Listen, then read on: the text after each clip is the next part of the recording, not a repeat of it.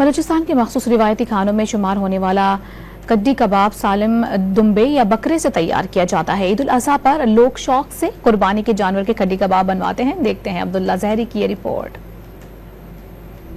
बलूचिस्तान के मखसूस रिवायती कड्डी कबाब का शुमार निहायत खुश जायका खानों में होता है।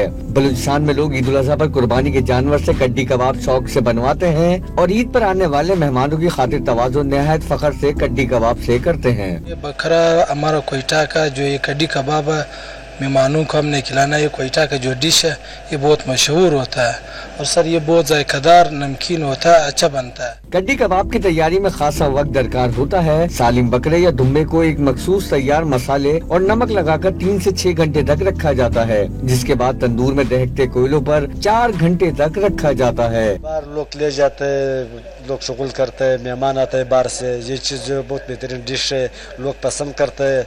लेकिन इसमें जो है हमने चावल वाला भी बनाया हुआ है, मुर्गी भी बनाया हुआ है, दस्ती भी लोग लाते हैं, कोई छोटा पिमली हुआ है दस्ती भी हम लोग रखते हैं, बनाते हैं। मसाला तो हमारा आपको मालूम है, बेहतरीन मसाला है।